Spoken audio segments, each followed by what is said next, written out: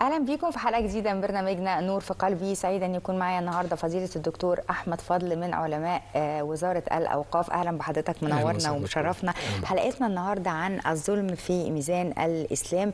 الظلم ظلمه، الانسان بيظلم نفسه او بيظلم جاره او يظلم اخوه او يظلم مقربين او بيظلم نفسه. الظلم ظلمه بتحيط بالقلوب وتجعلها صماء. عايزين نعرف من حضرتك ازاي بيصل الإنسان أن هو يجعل قلبه بإيديه صم. هو في البداية بسم الله والصلاة والسلام على رسول الله وعلى آله وأصحابه أجمعين، وبعد لازم نعرف الأول ما معنى الظلم.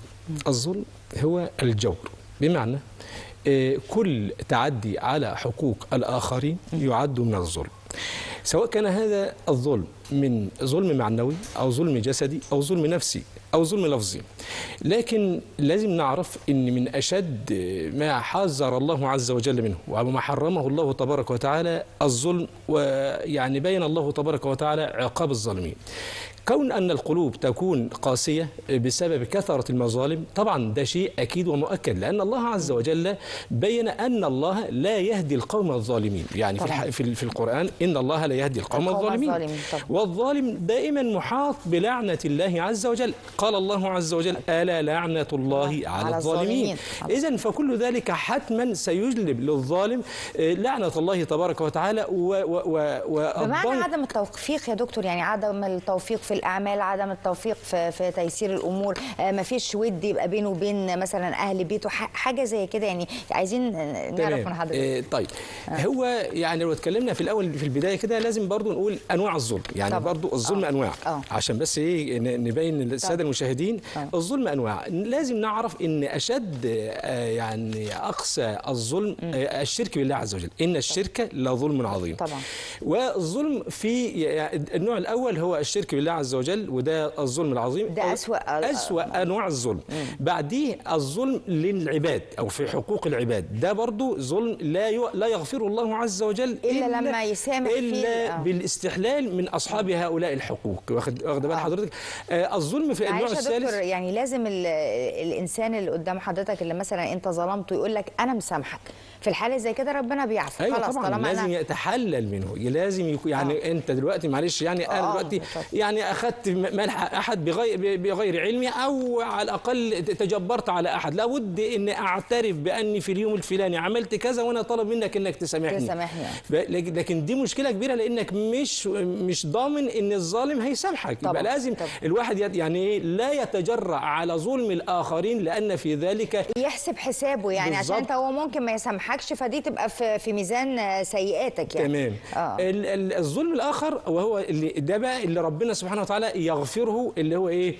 إذا ما عصى الإنسان الله عز وجل، ده ظلم للنفس. رحيم هيغفر له. يعني ظلم للنفس نوعين: الظلم للنفس بالشرك بالله عز وجل، والظلم للنفس بالمعاصي. الظلم بالمعاصي يغفر بالإقبال على الله والتوبة من هذا الذنب، يغفره الله عز وجل. والإنسان يزكى ويتصدق وكده. بالظبط.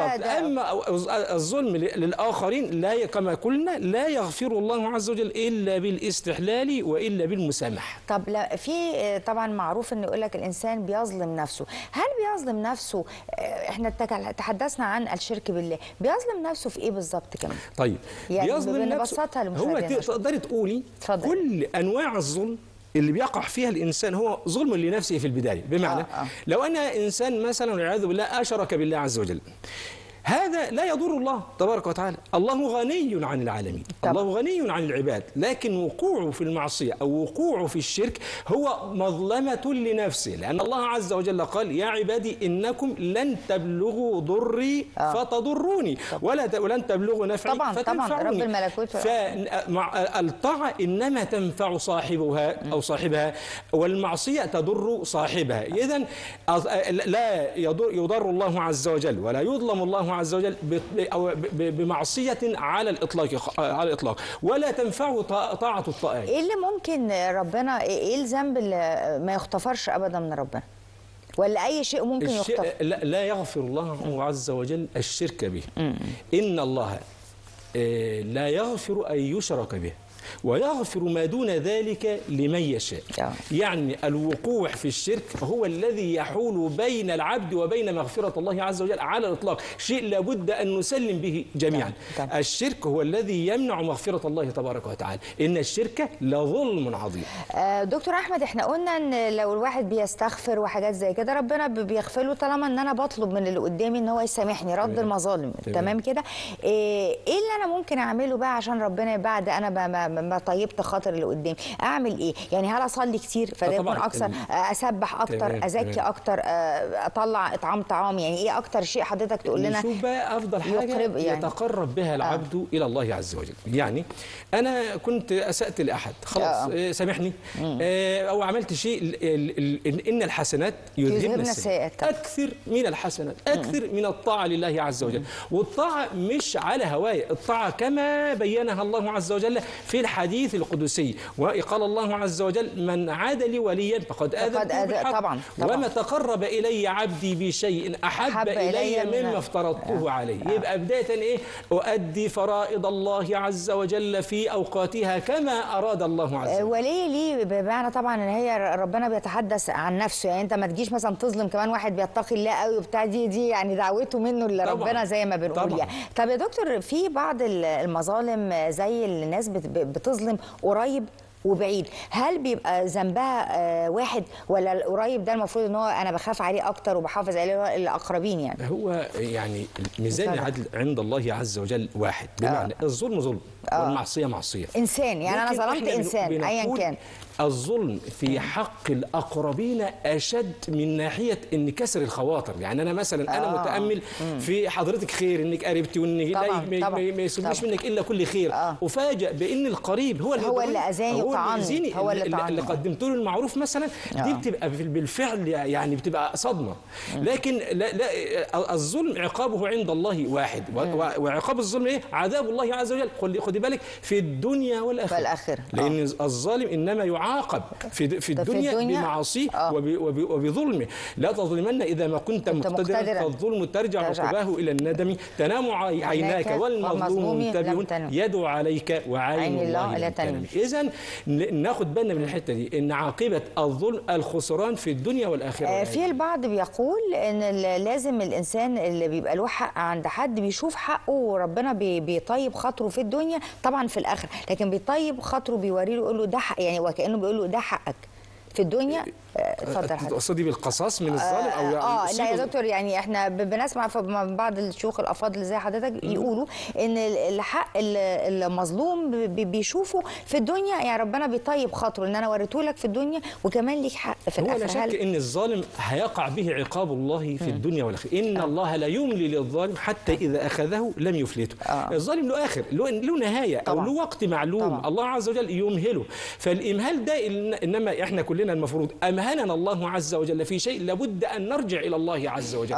لكن كون إنك أنت تسخر نعمة الإمهال اللي ربنا أمهلها لك، أكمل ظلم تاني، لا، لازم تعرف إنك ليك يوم حتما يعني سينتقم الله منك وسترد المظالم في الدنيا والآخرة.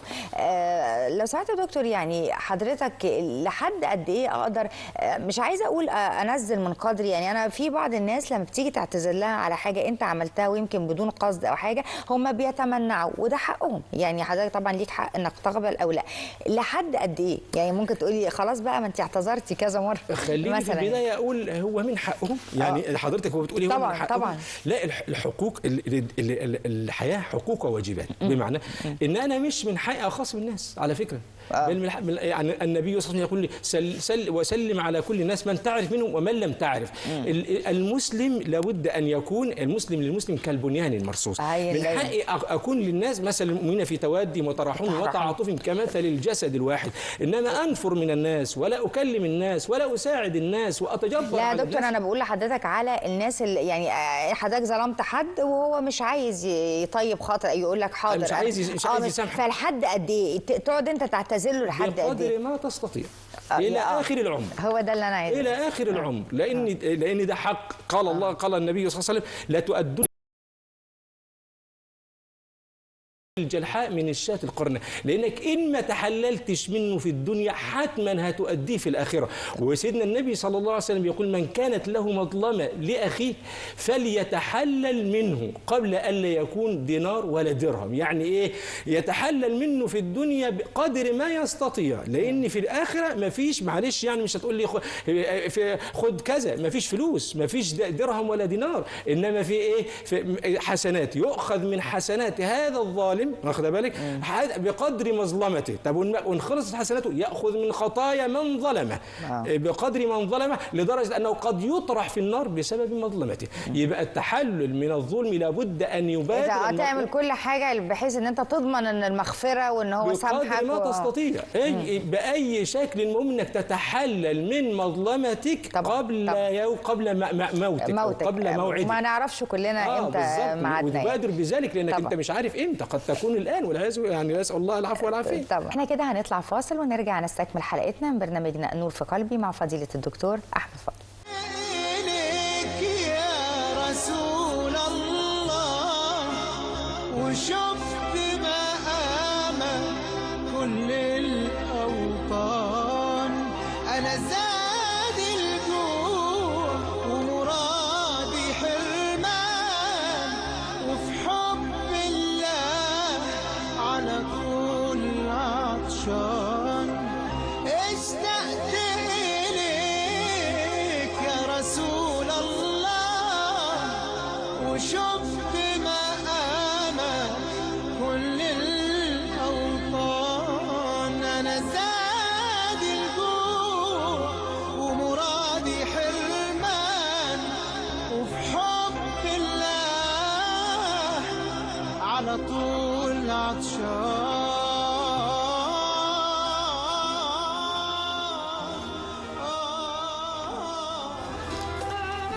ورجعنا مرة تانية ودكتور أحمد فضل، أهلا بحضرتك، بنجدد التحية. دكتور أحمد، ممكن يكون الظلم كلمة وليس فعل؟ نعم. يعني أنا بجرحك بكلمة، بأذيك بكلمة، بعايرك بحاجة، ده يعتبر ظلم وحسب عليه؟ عايز أقول لك يعني الإيذاء أو الأذى بالكلمة قد يكون أصعب من الأذى بالمادة، بمعنى الجرح لا تظلمن إذا ما كنت مقتدرا كما قلنا، وجراحات السنان لها التئام ولا يلتئم ما جرح اللسان. يعني ولذلك سئل النبي صلى الله عليه وسلم: يا رسول الله إن فلانة تصوم النهار وتقوم الليل ولكنها تؤذي جيرانها بلسانها، قال: هي في النار. ليه؟ لأن حتة إن أنا أصيب أحد أو إيذاء لفظي أو أتعدى عليه أو أحتقر منه أو أمارس عليه الإيذاء اللفظي، ده جريمة والعياذ بالله وظلم فعلا، مظلمة. يعني حتى أن النبي صلى الله عليه وسلم حذر من ذلك، حتى سواء كان بالغيبة أو كان بالمواجهة، إنك توجه أي إساءة لفظية لأي أحد، لازم تعرف إنك أنت هتسأل عن ذلك. طبعا. سيدنا النبي صلى الله عليه وسلم قال: أتدرون ما الغيبة؟ قالوا الله ورسوله قال: ذكرك أخاك بما تكره. يعني إيه؟ اللي هو ما يحبش إن هو يتقال عليه، فأنت ليه بتجرحه؟ عارف إن فلان ده يزعل أو يحزن منك إنك قلت عليه اللفظ ده، ستسأل عنه أمام الله عز وجل. قد كده الرسول عليه أفضل الصلاة والسلام كان بيحسنا إن إحنا ما هو ده جبر الخواطر. نعم. يعني أنا كده جرحتك، أنا كده زعلتك. طب يا دكتور، يعني هل العتاب، يعني لو أنا عاتبتك وأنت عملت كذا وأنت عملت كذا وعاتبت، هل العتاب ده يعتبر ظلم؟ العتاب، لأن العتاب أحيانا بيبقى شديد، بيبقى عنيف. العتاب بقصد، خدي بالك بقى الحته دي، العتاب بقصد ان انا اتصافى مع اخي، انا شايف انه مفيش اي حاجه، طالما انك انت في الاخر عايز توصل لمحصله ايه، ان احنا ننزع الخلاف او نزيل الشحناء، حتى لو كان في صعوبه شويه. بقصد الايذاء طبعا انت عمدت ان تؤذي اخاك، يعني عايز اقول بغير حق، اكيد هتسال عن ذلك امام الله. لانه لو انت عملت قلت مثلا انا هقعد مع فلان ده ماشي، بس انا في الاخر مش هصلح، انا هقعد معاه عشان اديهم له مثلا، او ايوه في ناس بتعمل كده، النيه مش صافيه. حضرتك عايز تقول دي كارثه، انك انت بتحمل من الذنوب والاوزار اكثر واكثر ما كان عليك. طبعا. فحته العتاب لابد ان تكون بنيه المصالحه، وان نتصافى، ما فيش مشاكل طالما ايه في الحدود برضه، بغير خطا او بغير تعمد الخطا في حقوق الاخرين. طب لو تحدثنا عن المماطله، يعني في بعض الناس بتظلم بطريقه مختلفه، لا تجرحك ولا تهينك ولا تقول لك حاجه، لكن يبقى ليك حق عندها وهي تماطل في ان انت ترد لك حقك. في فلوس او في منصب او في حاجات زي كده ما شابه ذلك يعني. طيب المماطله ظلم. بمعنى انك انت مثلا انا لو استلمت دين من احد وانا قادر ان ارد الدين وقعدت اتمادى واماطل في ذلك، فذلك ظلم. لان يقول الذهبي الظلم هو اخذ حقوق الناس واكلها ظلما. يعني كل خد بالك طالما انك انت تستطيع سداد الدين وتماطل، كل يوم يمر عليك وانت لم تسدد دينك بذنب متجدد. طب يا دكتور حتى مثلا في بعض الناس يقول لك ايه، اصل انا يعني مثلا انا استلفت فلوس بس انا مش قادر ارجعها.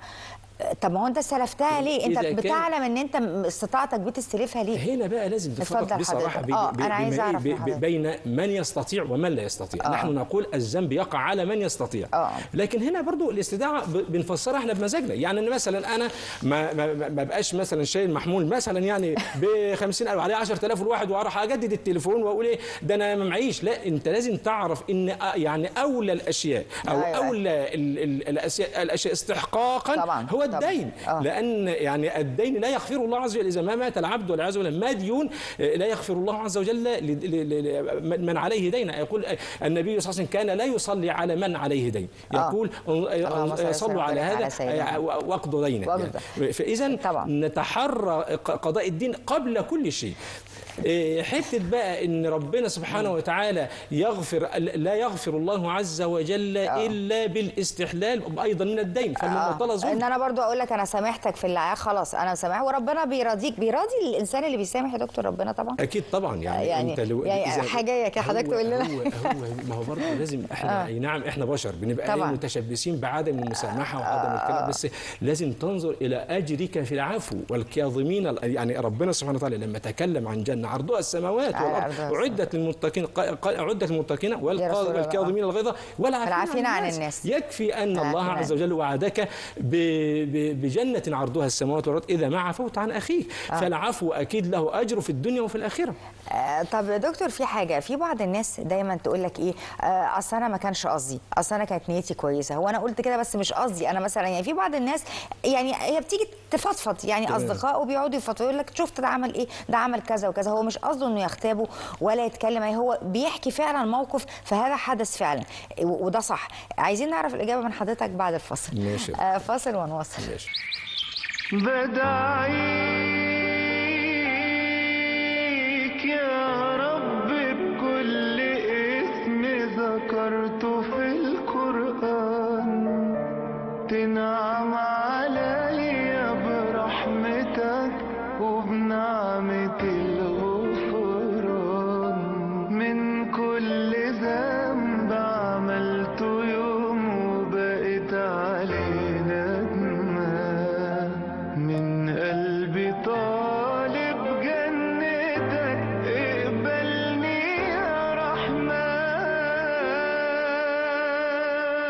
اللهم إنا في سترك لعيوبنا وفي أمر عبادك بالستر علينا بشارة بالمغفرة، فما كنت لتستر في دار الفناء لتفضح في دار البقاء، وحتى لا نزهد في حسنات من نعرف له سيئة، وحسبنا جزاء على ستر عيوب سوانا أن تستر غيرنا عن عيوبنا.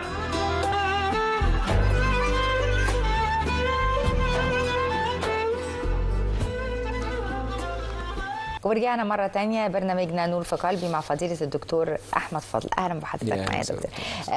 عايزين حضرتك تطمنا يا دكتور، في بعض الناس بتختلط بيهم الأمور، يعني في الكل يقول لك مثلا أنا بنزل أفضفض مع صديق ليا، أو العكس صديقة بتتكلم مع صديقتها وبتحكي حاجات حصلت فعلا، هل دي تعتبر كده بتغتاب ولا هي مش أكتر بتفضفض يعني بتعبر عن نفسك. كان هذا حدث يعني مثلا انا بقول والله ده فلان عمل معايا كذا وكذا وكذا، وده يعيبه طبعا او يشينه طبعا. ولكن حدث. فانا يعني بس برضه لازم نقول ان انا ما احكيش بنيه التفشي او بنيه الفضيحه، لكن بنيه ان حد قريب مني والله عمل كذا وكذا عشان ابرر ايه بعدي عنه، او ابرر ان انا ليا حق عنده. دي ما فيهاش اي مشاكل انك انت طالما بتحكي شيء حدث.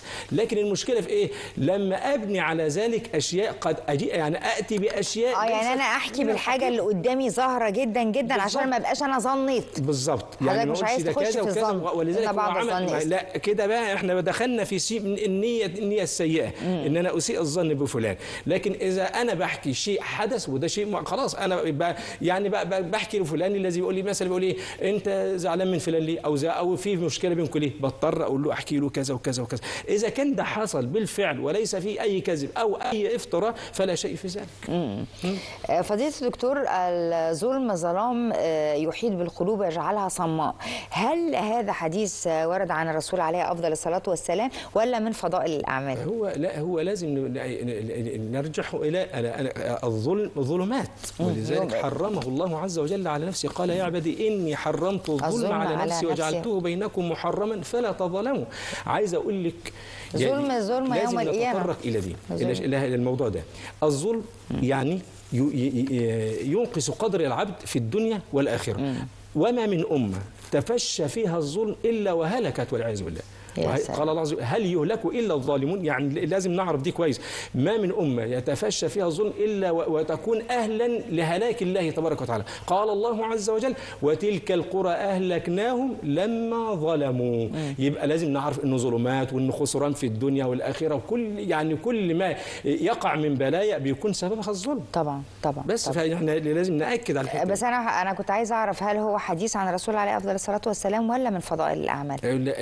هناك حديث الظلم ظلمات، لكن البعض تكلم في صحة هذا الحديث. في صحة هذا الحديث يؤخذ به في فضائل الأعمال. دكتور أحمد، في بعض الناس لما الديانات بتختلف فبيحلل الظلم، يلا ما هو مثلا مش من ديني أيا كان، هل ده خطأ؟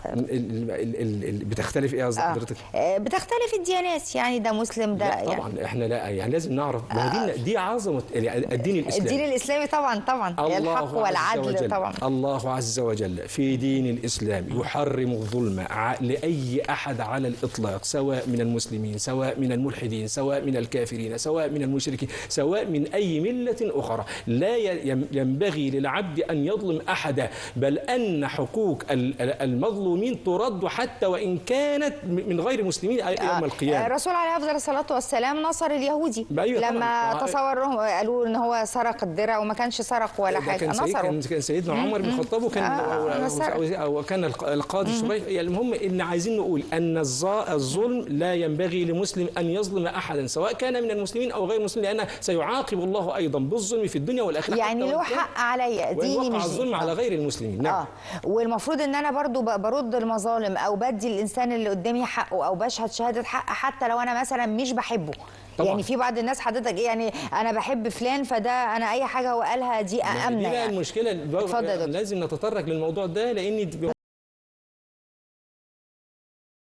هو ايه؟ انا لو ليا صديق وشفته انه جرى على احد طبعا او قريب وجرى على احد، دوري هنا يعني اقف مع من انصر اخاك ظالم او مظلوم. معلش عايزين نعرف هي دي بقى اللي هو ايه. والله الصح كده، بما انك انت حضرت مظلمه وكان قريبك ده او صديقك ده هو الظالم، لازم تنصره. هقول لك هو لازم تنصره، ولكن لا تنصره على الظلم، انما تحجزه عن الظلم. قال النبي صلى الله عليه وسلم انصر اخاك ظالما او مظلوما. بيفهموها غلط يا دكتور. قال يا رسول الله انصره مظلوما فكيف انصره ظالما؟ قال تحجزه او تكفه عن الظلم فذاك نصرك اياه.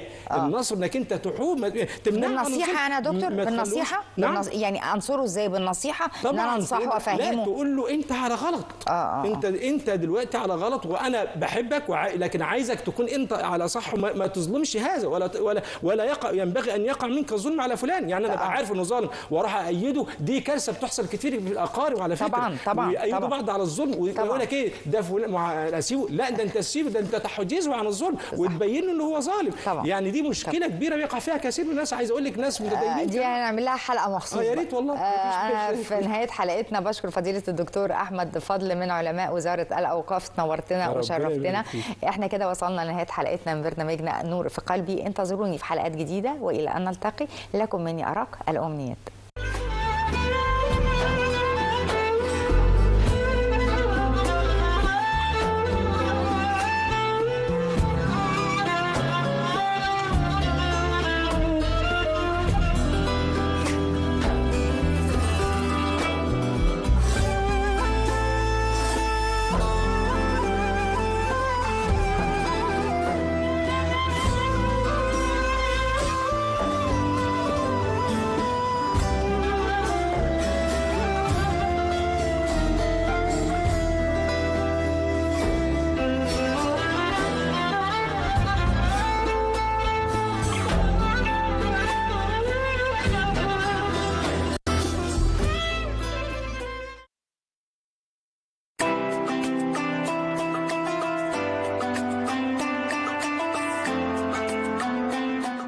رمضان ليه روح، باب للجار مفتوح، وعيال بالفوانيس رايحة وجاية تغني لرمضان.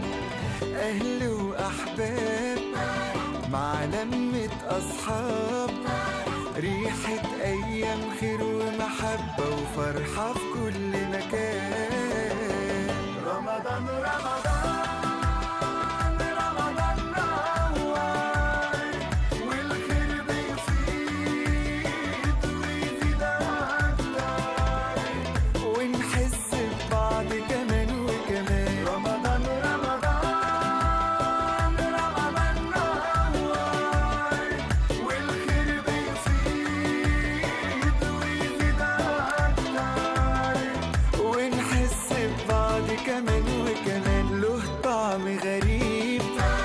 وأما الشمس تغيب تتلم العيلة وتتجمع اللي قريب وبعيد. رمضان إحساس مش أيام وخلاص، أصل ده شهر بدايته الفرحة وآخره ليلة العيد. رمضان رمضان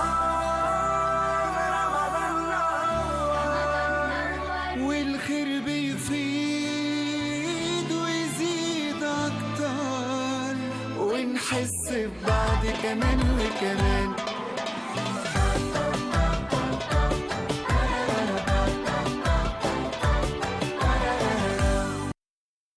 السلام عليكم. من مصلحتك وانت بتستثمر في الحياة انك تشتغل بأغلى عملة واكتر عملة سوقها مستقر، عملة ربنا. طب تعرف اسمك لحد الجد الكام؟ الرابع، السادس، العاشر؟ محدش مستفيد من القصة دي كلها غيرك انت، ولحد آخر نفس بتتنفسه انت رزقك موصول. دي حالة محتاجة حل من اتنين عشان تتحقق. أنا مؤمن دايما إن المحرك الأول لكل شيء بيتحرك في الكون هو إرادة الله. ربنا يرضينا كلنا، وكل سنة وانتم طيبين.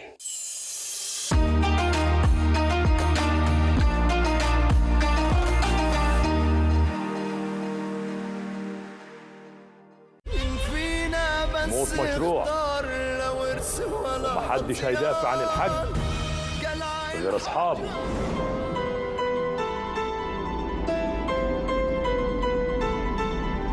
طول عمرك جبل شايل الكل على كتافك. الجبل باش واتفكك من ساعة ما جينا من قبائل الصخرة وهو حاله متبدل. الليلة سودة لعبابته مقياس الكلمة على قد فعلها يا عمدة. الجحيم جاي ما تستعجلش. ده لو كافر يا أخي، لو كافر يتهز. فرماوي الحداد مش مشرط في تورته، أنا سطور على رقاب عدوي.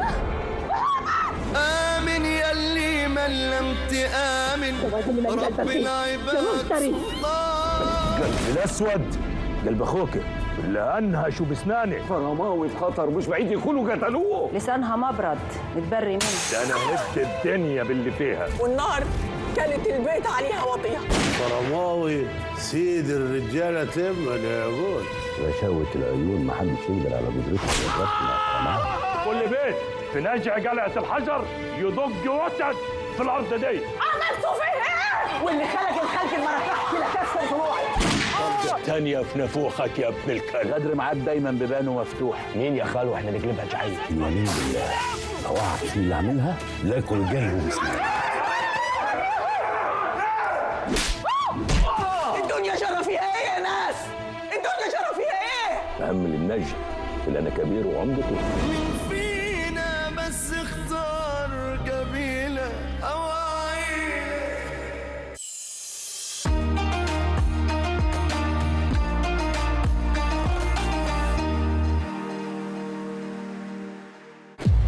الأوضة دي كانت ساكنة فيها 6 شفاعات زمان. صاحبة البيت ده كله كانت قاعدة هنا. هو الواد اللي انت بليتني بيه فوق في السطوح عندي ده، خد بالك من نفسك وشغلك ومالكش دعوة بالبنات المسهوكين بتوع هناك. اللي انت قلقانة منه ولا عليه؟ هي بصراحة مستجدعاك على الآخر. انت يا خينا عمال تخبط وترزع، لما اكلمك رد عليا زي الرجالة. ست عيب انت قد امي. ده انت وانت ليه بس احنا النهارده 28 سنة بالكتير. ودي عيال صيصة. البلد دي غير البلد يا ابن البلد. بس اللي انت بتعمليه مع الدكتور إمام ده زيادة شوية. وانا من امتى بيفرق معايا كلام الناس؟ هي القاهرة بدأت تغيرك من بدري كده يا إمام؟ خليها تنقطني زي ما بتنقطني. قسما بالله ما هرحمك يا شفاعات. لا يا حبيبي، انا عاملة عملية وشايلة الحنية.